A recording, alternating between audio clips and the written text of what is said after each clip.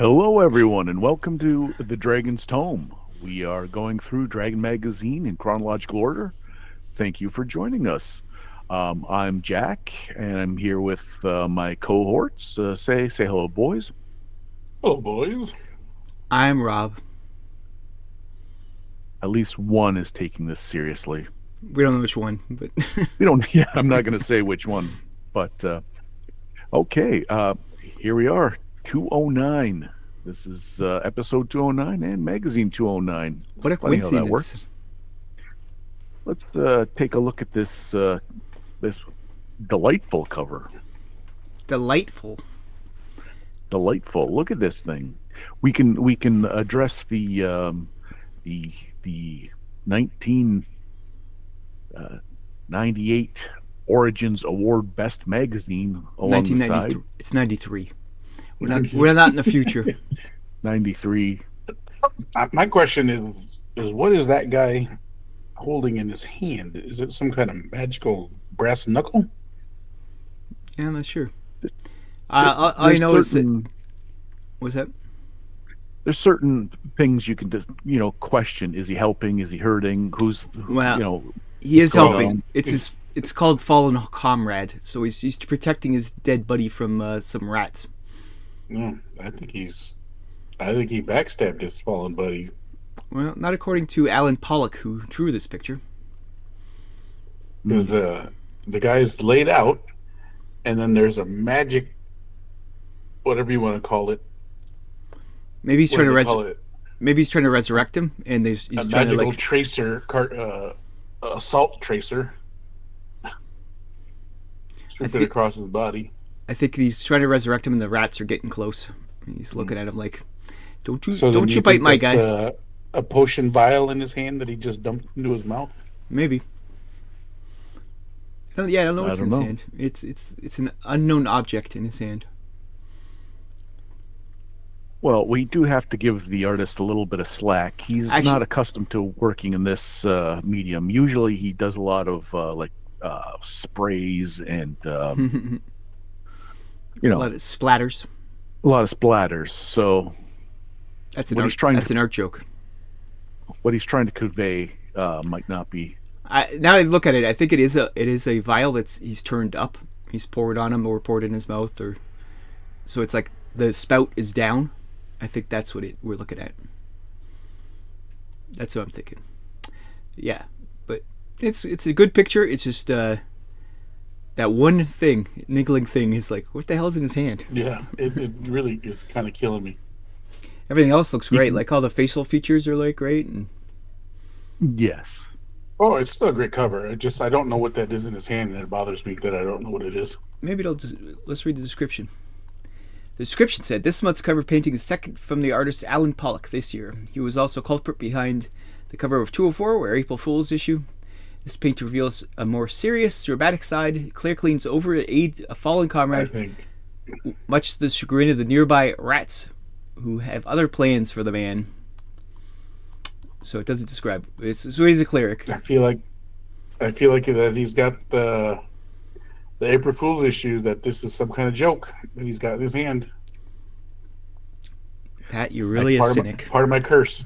I think you are once bitten, twice shy now. I think you're seeing enemies around every corner in all the shadows. Okay, so yes, a lovely cover, and it matches the theme of the magazine, which, according to the title here, cleric kits, spells, and druids. And in fact, the interior does deliver both of those things. It's got a Stinky. whiff of religion. Stinky. He doesn't like clerics. He doesn't like druids, but he does like editorials. You want to go to the editorial? I think it's on page Question mark. 8. Editorial. This one's a weird one. It's Dale, I think. I don't think he signed it. It doesn't say who it is. That's why when I read it, I was like, who is this? I assume it's Dale. Like that's who writes these articles. Although he seems too young to have a kid who's graduating from basic training, so maybe it's Mohan. It could be Mohan.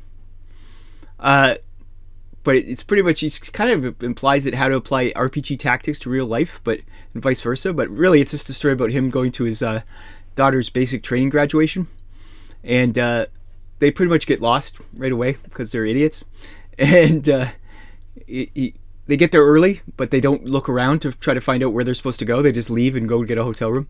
So the first step is to get the lay of the land. Like he failed that step. What was it, 93? MapQuest? They couldn't print MapQuest? Is there a MapQuest in 93? I think it is. Step 2, you said that things are happening all around you don't know about. So by the time he does find his daughter, which is like half an hour late, she's getting reamed out by her drill sergeant because the drill sergeant's like, your parents aren't coming. You try to get out of work, but your parents aren't coming. And so she was just about to get like real serious trouble when his parents show up late. Real good parents. Good job, here. Mom. Yeah, it's Dad. It's Dad's the issue.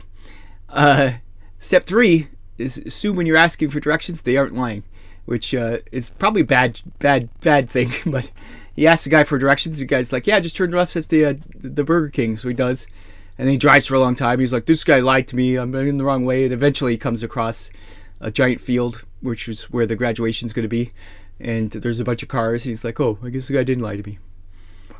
In the end, all this could be solved by asking directions sooner and maybe talking to people and not just driving around aimlessly on a military base like an idiot. So if this is Dale, I have lost respect for him, but I have a feeling, now I think about it, it's Mohan.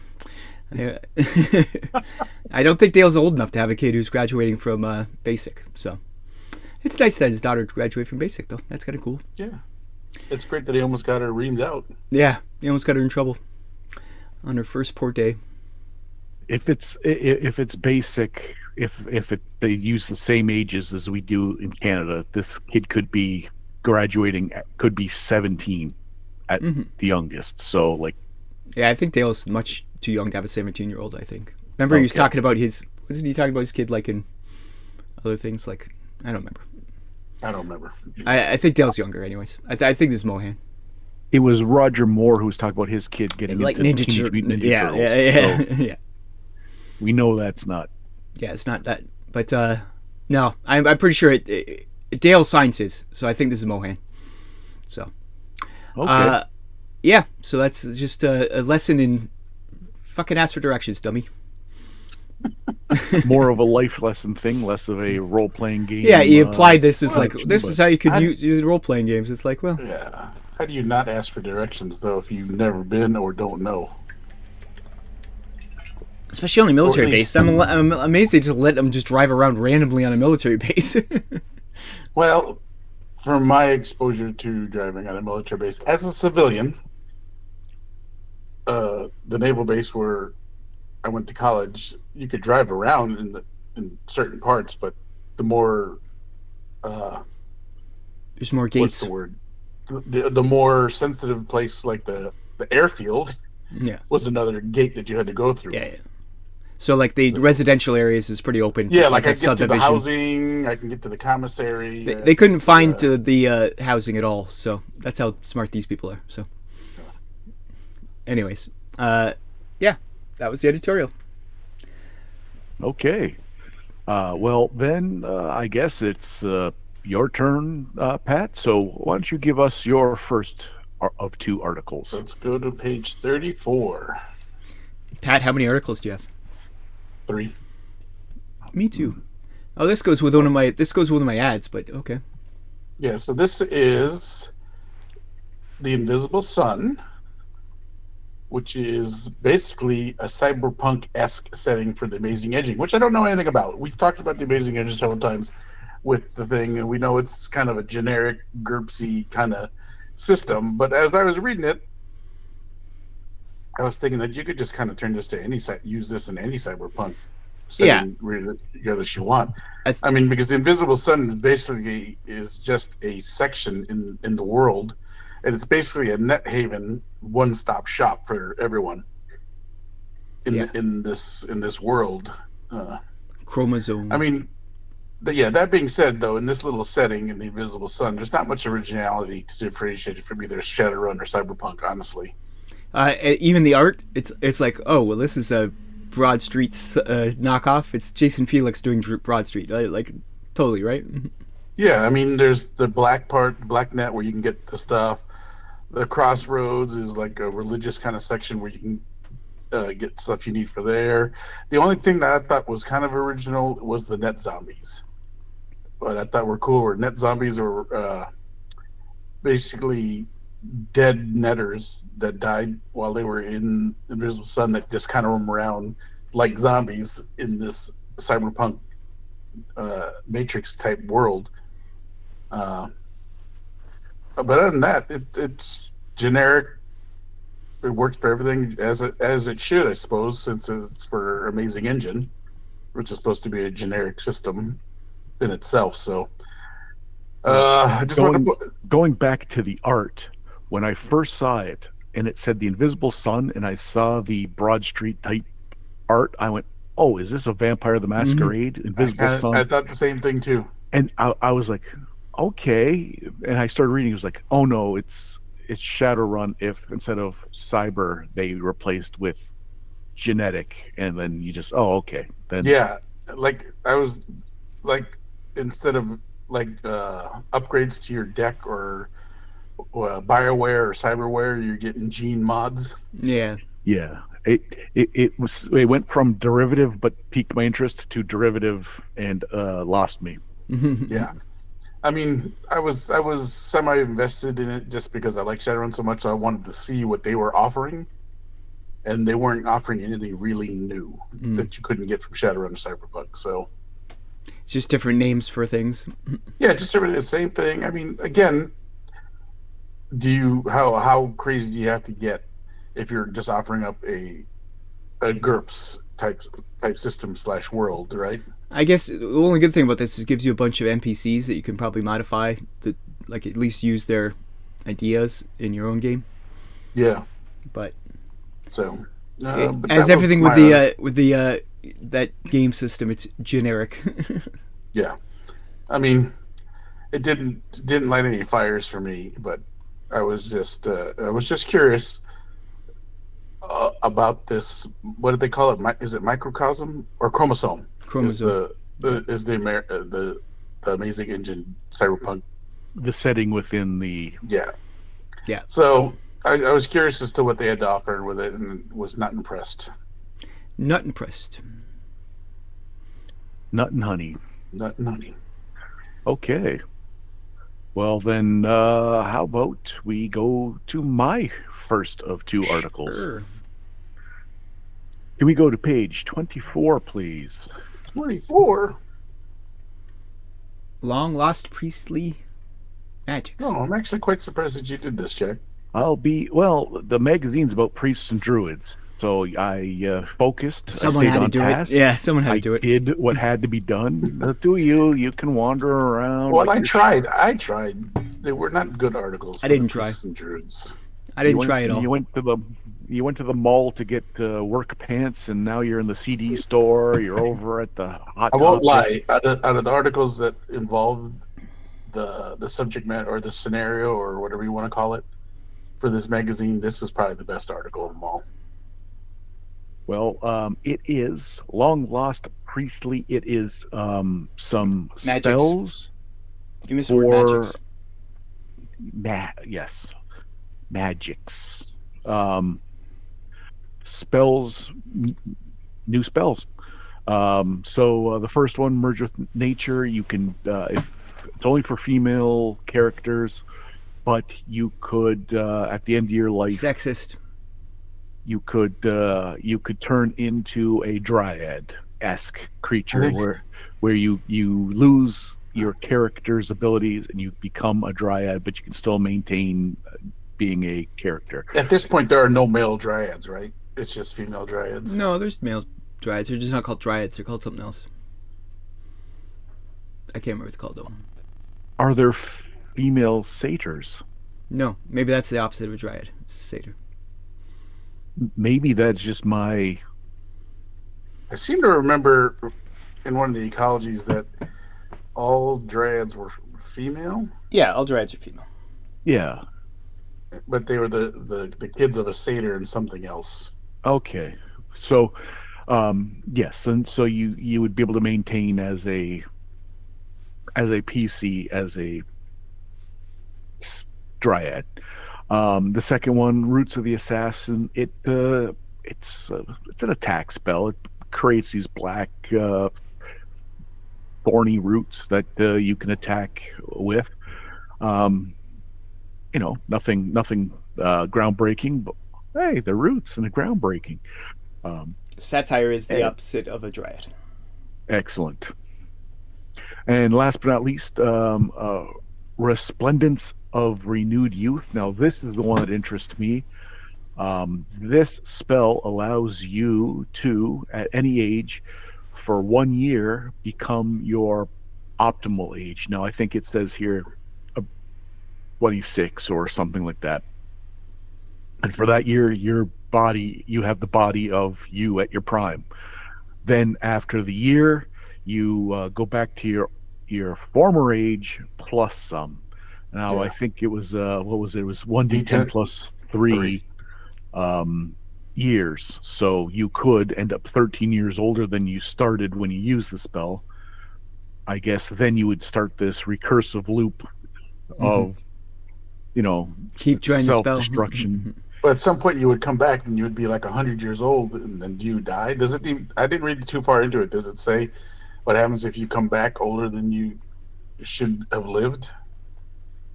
uh it doesn't specifically say what would happen. Like it doesn't say you would appear, you would like you wouldn't become back as like I instantly mean, a corpse or whatever I it was gonna is. say because technically you could come back and then immediately cast it again. If you could live long enough to do Yeah. whatever, how Well, I many. looked at the casting time is only an hour, so if you can live just for an hour after you come back, It also says casting a quest spell is mandatory for attempting this spell. oh, you have to do a quest spell first. So I think Okay, you have so to do it to do a quest. there's your limiter. But even then, at some point, if it's like 110 on, no DM's gonna say as a human you Well, would be able to it sounds live. to me like it's a good thing because it's what it is you're doing a quest and you're making yourself young to do that quest, and it's kind of like a martyr thing where you're just doing quests. And Oh, yeah. Okay, so I I get think it. it's that kind of thing. It's not a like a wizard thing where you're trying to steal life. I think this is more of your martyr and you're trying to Right. be young so you could complete this quest. It's not like you're trying to lichify yourself. It's No, not like you're trying to cheat death. no. You are doing it for a purpose. You're doing So it, yes, and it's martyrdom because, like you say, you're losing life to do this. So I think it's one of yeah, those things. It's not you're not cheating life. You're losing life in the end, and you're not gonna win this fight. no. So yes, three pretty interesting. Well, two very interesting, and one okay. Spells for your Cleric slash magic. druid. It feels like these are more druid spells than anything else. Well, the merge with nature is alteration necromancy, which I didn't really understand that one. Planets of youth is alteration necromancy too. It's like these are like wizard spells. Well, I think in the clerics even had kind of schools of magic Did they? later on. And I think so. I don't. I have to delve into it too much, but when we were preparing for this campaign that we're playing now, I only really focused on the wizard side of the magic set. I didn't really focus on the Yeah, it says these are clerical spells in the intro. yeah. So Which I will have to admit, last week I did say our campaign was dead, and here we are releasing this episode 1 day late because we are playing our campaign. So I was wrong. I'm the first to admit when I'm wrong. My gnome is still scampering about. my paladin killed something. Finally, Finally, my turn. Yes, innocent women and children. And I wish that was They a joke. they weren't innocent. They were gnolls. They're evil. They're monsters. They're going to grow up to monsters. They're going to breed more monsters. They deserve to die. Okay. Well then, um, I guess that means back to Rob. What's your second article? We're going to go to page 63, Eye of the Monitor by Sandy Peterson. This one's a quick one. It's just that Sandy is like Nostradamus here. He predicts multiplayer is going to be big, which is true. He predicts super accurately MMOs. Like he's like, yeah, there's going to be worlds with thousands of players and everybody interacting, and it's like, yeah, that happens. And says once people can interact in real time with someone while playing games, like talk like this, it'll surpass tabletop, which is also true. Exactly what happened. Well, I mean, it's not that hard to predict at this point in '93 because MUDs were very, very popular at the time.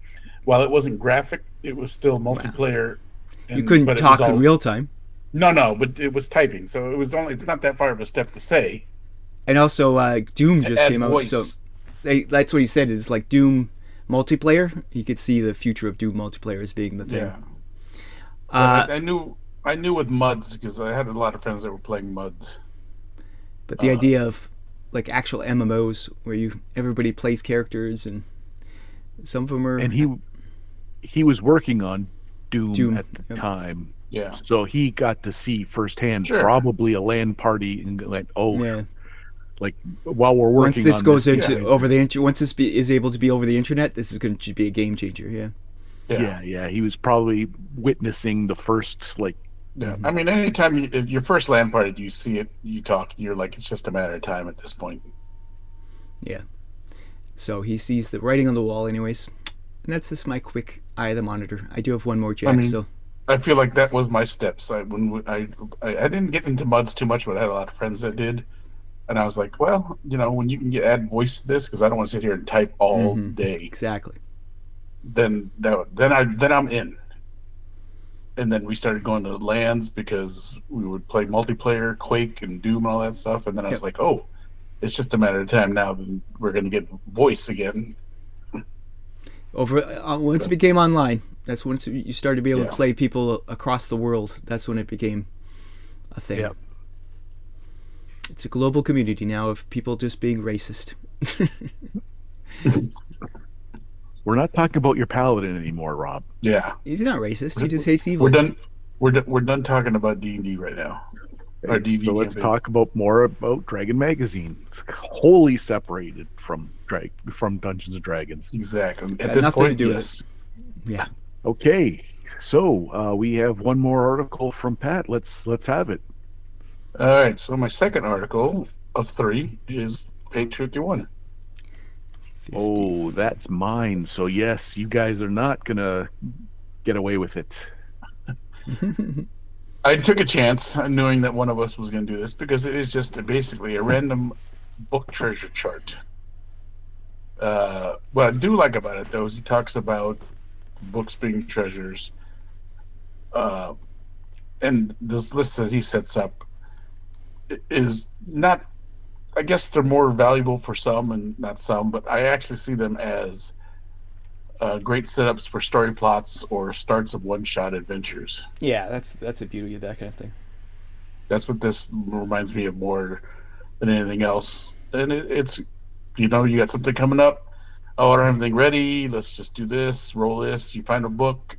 Blah blah blah. Leads you on to or a the merry book that adventure. you have, or the book you found in another adventure you didn't identify. All of a sudden, you can read is now this, and it's a nice little chart. It wasn't not a very long article, and it's literally just a chart.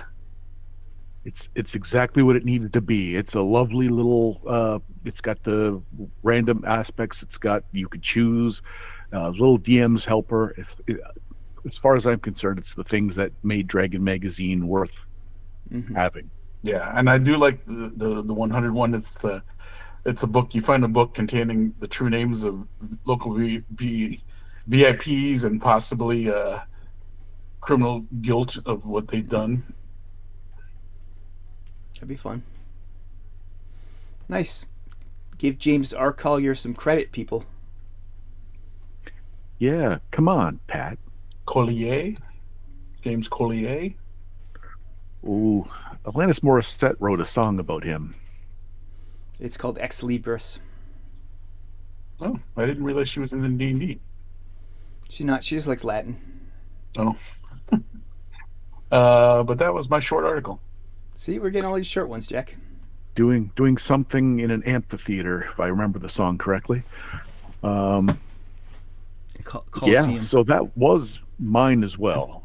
So I'm gonna throw this out there. One of you two have an extra one. I know you're probably not prepared. It would be breaking the rules to Yeah, have it's hard one. for me. It's hard, real hard. But It's true. I love the ramblings. So we're gonna go to page 94. Rumblings, Oh, no. not ramblings. The first part of this rumblings is the 1993 Origins Awards. So some quick hits from that list. BattleTech still just keeps winning the vehicle award every year. It's like, why even Does bother it say having where it? Origins at this year in this article? Anybody any chance? No. In one of its 50 places it was held. It does not say. 40K won second edition won the best mini rules. So we're at second edition 40K at this point, Pat. I think we were wondering about that a while ago. What edition we're in? No, we were in second. I knew we were in second because I did an ad. RPG Traveler: The New Era, which I thought was universally panned, won best RPG. But everything I've ever read about that game is that everybody hated it, so I don't understand how it won it. But politics. Underground got best presentation, which is not surprising since they said it's like every page is glossy and beautiful pictures and stuff.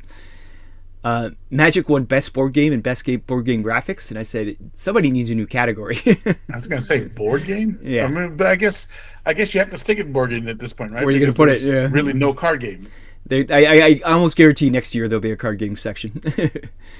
Well, yeah, because now at this point, there's so many. Spellfire, there's that Jihad Cosmic Encounters. I should ask Tony if he still has the Cosmic Encounter cards. We talked about that last article too. Dragon finally came back to win the periodicals. It's been beat out for quite a few years, but we saw on the cover they won this one. And Michael Stackpole got into the Hall of Fame. Yay for Did you like me? good Did you old like Mike. me some Michael Stackpole? Then they have some more little things on the side here. It says Vampire 90210 because Aaron Spelling is doing the Vampire show. This is the first announcement about the Vampire TV show, which comes out. Oh, you're kidding me. Which was pretty decent. It was pretty good. It only lasted a year, unfortunately, but it must have cost an arm and a leg. But yeah, it was good. And I remember some of the people, the stars in it. It was big not people, an all-star cast, but there was some big names in it, and it was. I don't remember that show. You don't remember Vampire Masquerade? It was a great show. No. It was called. Who was the guy who looked kind of like Willem Dafoe, and like he was a character. He was one of those guys. Yeah, character. What was the name of the actual show? It was called. Buffy? No, what was it called actually? It had a weird name. The Forever Night, or No. whatever is that? What was that cop show called again? I always ask it this. was and I always Forever. forget. It was Forever Night. Was the cop show? Yes. Lacroix on that was one of my favorites. Yeah, he was good. Forever Night. I will also point out before we move on from this article, I'm not done yet. X-Wing won the best sci-fi computer game, and Yeah, I'm yeah. going to tell you, I went hard on this X-Wing game when it first came out. Oh, yeah. On the computer. Oh my god! I had played to the go shit buy out of that game. joystick, all that Oh, shit. yeah. It was Really? called Kindred the Embraced. Was the TV show? That's Kindred. what it was. Yeah. Yeah, Oh, that's right. I do not remember that show one No, bit. really? That's right. Was that It's a on good show. Fox or something? Probably. Yeah, it was on after X Files. Yep. The other thing is that they announced that GDW is signed on for agreement to produce a TV show based on Space 1889. That never happened. Not that I know of. Space 1999. Yeah, It had Martin Landau on it. and it time traveled because that happened 20 years before here. Yeah, it would have been a cool show, like a steampunk show, like almost like Briscoe County, but it never Or happened. or a Firefly. What? Yeah, it's like it's interesting that it never happened, but not that I know. That couldn't have. Yeah, that couldn't have been because we would have remembered it for sure. I would think so. So that would have been like, Oh, I'm almost positive it didn't come out. yeah. So I assume it was they were like, wow, this would be way too expensive to make a thing like this. And they also mentioned that Capcom, sorry, made Tower of Doom, the DMD arcade game, the side scroller that you just keep going, and they say it's like #1 side scroller, like #1 arcade game at the time. Remember that game where you got 4 characters? There's like a dwarf and a fighter and a Yeah, Gauntlet. no, Gauntlet. the D&D game. It was like a side scroller arcade game. Oh yeah. I remember that one. I was like Four player one. Yeah. that was the big thing this year, I guess. Yeah, so that's the rumblings. Nice and quick and easy for you, Jack. Is that all right?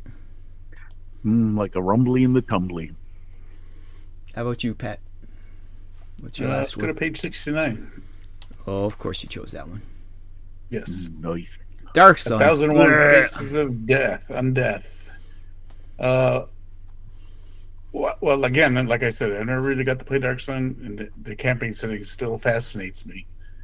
This article talks about undead in Dark Sun and how each one is this maybe the same type, but can manifest different powers. So you can never run into the same undead, or if you run into a herd of undead, they may all have different powers, which is kind of crazy.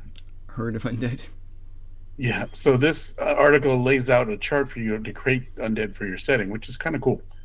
And you can either make them from encounter encounters, you can make them, or you can, in a sense, make an undead compendium of different various types that you can pull from out of a hat, which is I thought it was kind of cool.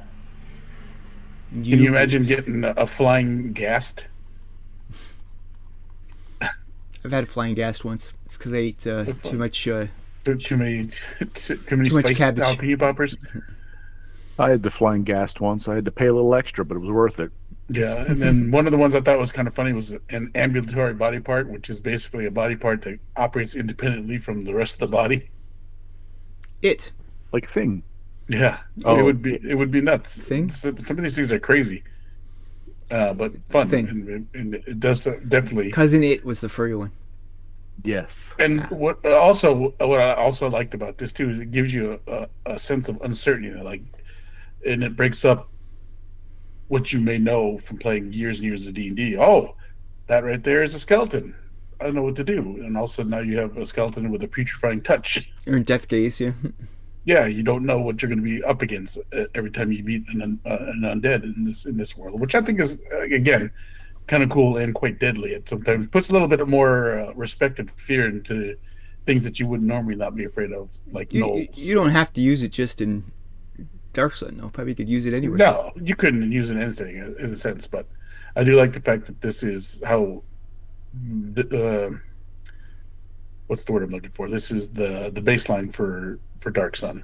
Did you give Theron Martin any credit? I don't think so. You hate I did. authors. I said the Ron Martin. The Ron. The Ron. Yeah, it is kind of cool to build your own undead. But Yeah, I dig it. I dig it. And again, it still makes look at me want to Jack's try face. out. Jack's got a joke. He's got a joke loaded. Look at Go that ahead. face. What do you got, Jack? What do you got? Launch it now because I'm almost done. When you called him the Ron, I was going to say, now that's just churlish, but I wasn't going to say anything because, but Rob I saw saw my his face. I saw your face too, and I was going to ignore it, but then Rob pulled it up because No, he's just exploding with joy. He's trying to. I was laughing at my own joke to myself. All right, yeah. So that's it. So That's all our articles.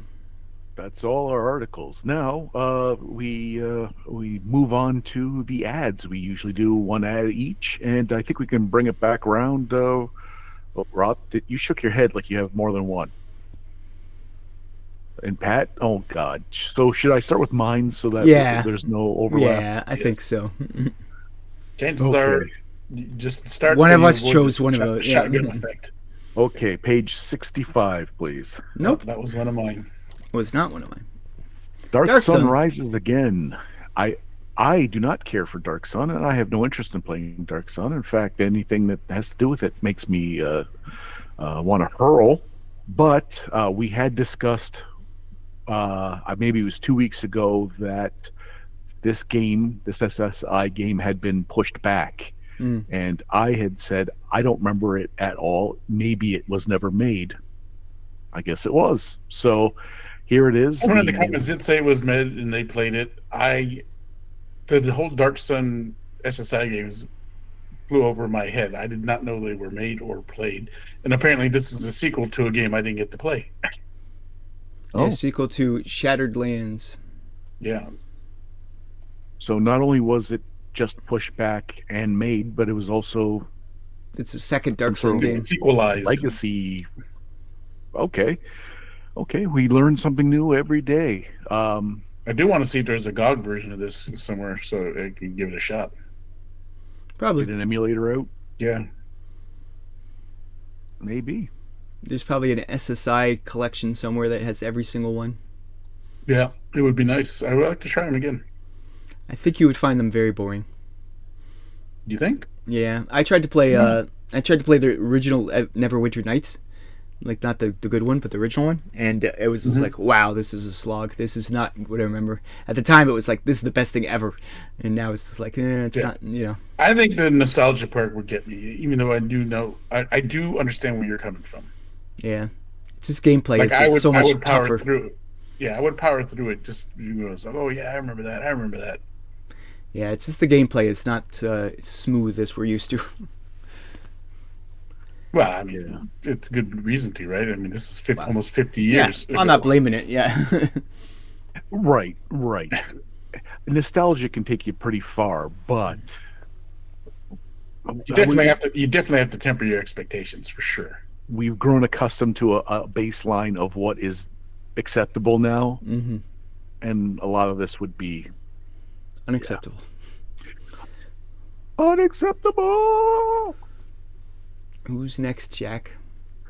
Rob, let's do you. Let's get that out of the way. Let's go to page 11. Just one of yours. Oh, yep, it's one of mine. I just thought, look at this. You could be a little executive. Mine is 3 and 11 though, because if you go to page 3 first, Tree. there's a Walden Books commercial for it, and when I first saw it, I was like, "Huh, I don't think I remember seeing this, whatever this was." It just says And- fighter packs. Yeah, but it Wizard's Pack, and then it says each of these easy to carry case holds 3 lead-free miniatures, a screen, painting guides, blah blah. And I was like, "Oh, that's kind of cool. I don't remember seeing these at all." And then as I read through the magazines more, I got to page 11, and I was like, "Oh, here it is, right here." Yeah, it's fun. I'm like, you get a little executive. You get a little case with your stuff in it. Yeah, But it's- I don't yeah. remember these at all. Seems pretty useful, actually. Yeah. It holds all your stuff together. I had brought it up before when they had just kind of teased it. It was like a DM screen type thing, and there was this. This in my mind is fantastic. It would have been a Yeah, this is better than the screen one because you get a little reference card, little triangle reference card placard thing instead of a whole screen. you get a little booklet. You get the pre-designed character sheets, so that if you don't need all the rogue skills, then you don't need all the rogue skills. Miniatures, everything you need, right there. Mapping paper. I think it's really cool that it gave you 3 miniatures though, so I'm curious as to what those miniatures look like. Probably like each level, like every 3 levels or something. I have to go on eBay and see if I can find those fighter pack My or D&D pack miniatures. my assumption is that each one would have kind of like, for rogues would be a bard looking guy or a sass looking guy. you think just different types? Different Well, yeah, type. because they make 4 right here. It says, it would be whatever pack you bought: fighter, wizard. No, priest. he's saying even within the group, like if you bought Oh. a thief one, some could be bards, some could be, Rob's tracking with me. or like the fighter one could be a paladin or a regular fighter or a ranger or. Oh, maybe it's the subclass is what you're saying. Yes, something that Oh, okay. matches what you would be getting as a That makes fighter. better sense to me. When you Just assuming, and that's what I would have done if I was designing it. But instead of just getting 3 generic fighters, getting one of each of the subclasses. yes, that's the better way to say it. Yes. Yeah, because you get priest, druid, and probably something that could be both. And you get assassin, thief, and They don't have assassins anymore.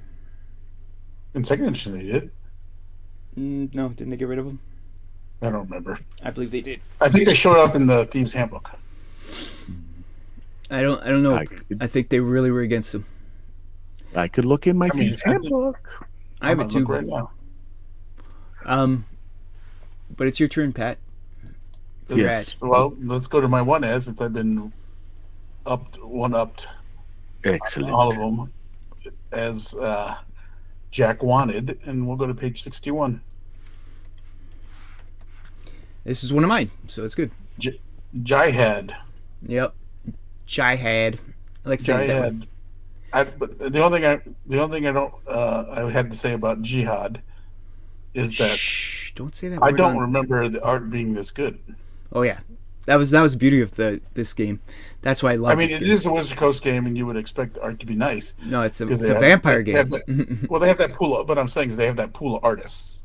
It's just it was the gothic kind of. It was a really good art. That was my favorite part. It's also on page 17. They show some more. There's a lot of ads for Yeah. the Jihad in here, and I don't know if And 26. I think we only picked up maybe one booster each just to Yeah. try it out at one I point. love that game though. But every card that every ad I had seen before, so I don't know how limited the run was. Well, the problem is this is exactly the run we got. So we got all these cards. That guy right in the middle here on page 26, the Highlander kind of guy, I had him.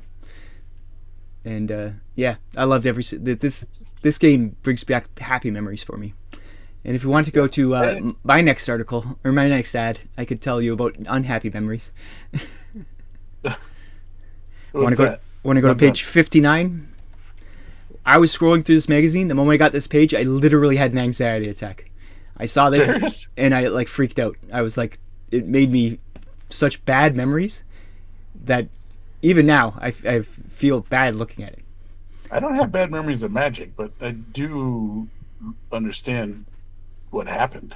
Yeah, it did really. Like I look at Jihad and I'm like, oh, this is or Jihad if you want to get in trouble. I don't hate Magic as much as I used to back in the day, and I will play a game of Magic if someone wants to play a game of Magic. It's not about the hating; it's about the addiction. Loss. It's the addiction, the loss, like that addiction.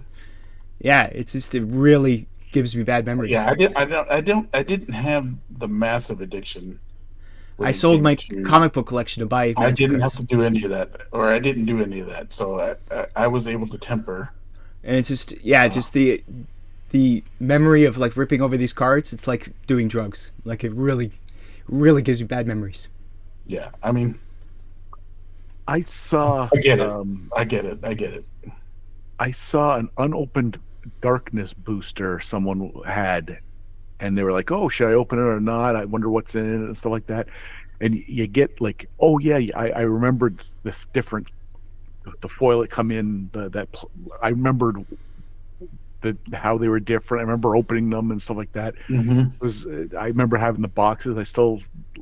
I remember how to move the cards so you could cheat to see what the rare was. You don't remember that?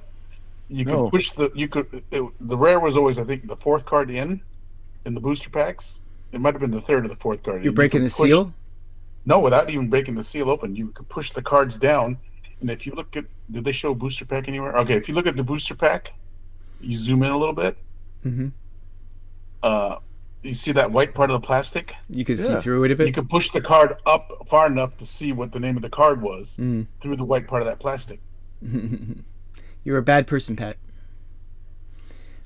So that's how, when we would go buy Magic booster packs, we would all do that, and we.